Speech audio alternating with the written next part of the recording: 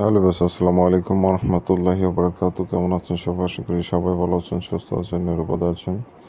তো আপনারা যেখান থেকে আমার ভিডিও দেখতেছেন, দেশ বা দেশের বাইরে থেকে, আশা করি সবাই ভালো আছেন, সুস্থ আছেন, নিরাপদে আছেন। তো আপনাদের সুস্বাস্থ্য কামনা করে আজকে নতুন ভিডিওটি আরম্ভ করতেছি। তো আজকে যে বিষয় নিয়ে আলোচনা করবো সেটা হচ্ছে মরণবাণ। এই মরণবাণটা এতটাই ভয়ানক মরণবাণ যে আপনি কল্পনাও করতে পারবেন না।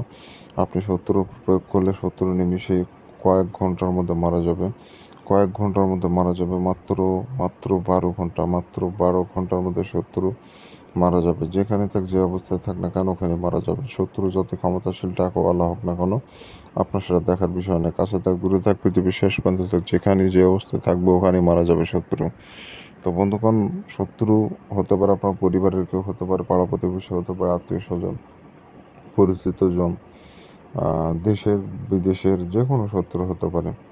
তো আপনারা অনেকে প্রশ্ন করেন যে শত্রু থাকে দূরে, তো আমি কাজ প্রয়োগ করলে কাজ হবে কিনা। তো তাদের উদ্দেশ্যে আমি একটাই কথা বলবো যে শত্রু পৃথিবীর শেষ প্রান্তেও থাকে যদি, তারও কাজ হবে। ওটা আপনার টেনশনের কোনো বিষয় নয়।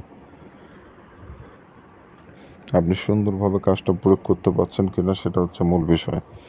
আপনাকে সুন্দর করে কাজটা প্রয়োগ করতে হবে। কোনো রকম 19-20 বা তেড়া ব্যবহার করা যাবে না। যেভাবে আছে ওভাবে আপনি অঙ্কন করবেন। গোল করে, সার্কেল করে, যেভাবে আছে ওভাবে আপনাকে নকশা অঙ্কন করতে হবে। এটা আপনার শিবলি কিতাবের নকশা। আপনার খুবই ক্ষমতাশালী একটি নকশা। এটা পাকিস্তানি শিবলি কিতাবের নকশা। এটা পাকিস্তানি নকশা। তো সাধারণত এগুলোর নকশা অন্য অন্য কোনো তান্ত্রিকের কাছে পাবেন না। এগুলো নকশা ক্ষমতাশালী। আর সব তান্ত্রিক এগুলো বিষয় আপনাদের জানাবে না, শিখাবেও না।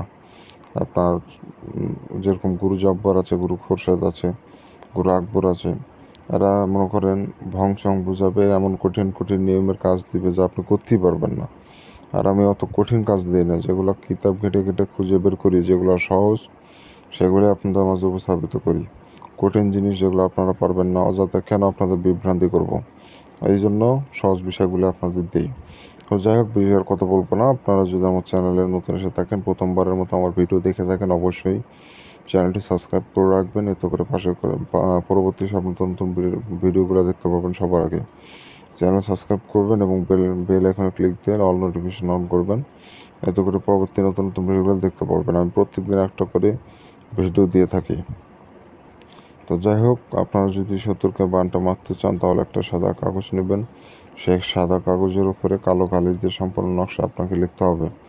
এটা আপনার কালো কালি দিয়ে লিখতে হবে, অন্য কোনো কালি দিয়ে লিখলে হবে না।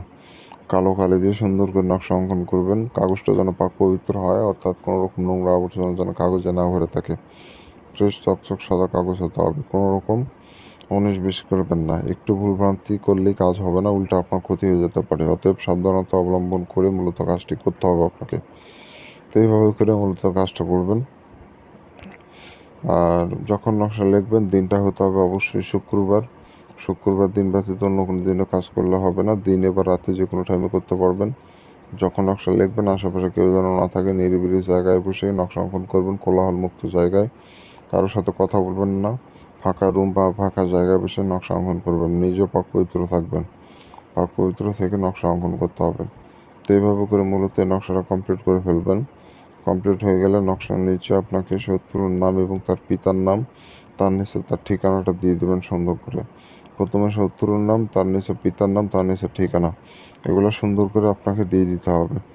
নামগুলো দিয়ে দিবেন, ঠিকানা দিয়ে দিবেন, দেওয়ার পর নকশা প্রস্তুত করে নেবেন।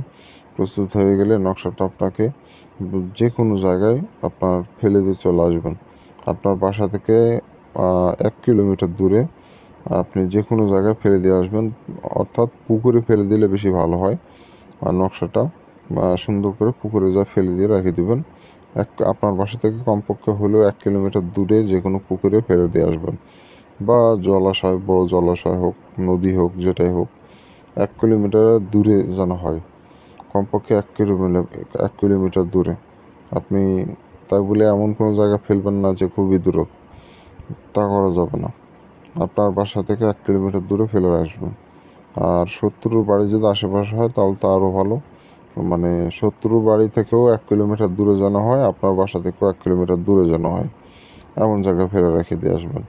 আর যদি শত্রু অনেক দূরে থাকে তাহলে আপনার বাসা থেকে 1 কিলোমিটার দূরে রাখবেন। কিন্তু একটা জিনিস লক্ষ্য রাখবেন, যেখানে ফেলবেন ওখান থেকে আবার শত্রুর বাড়ি যেন কাছে না হয়।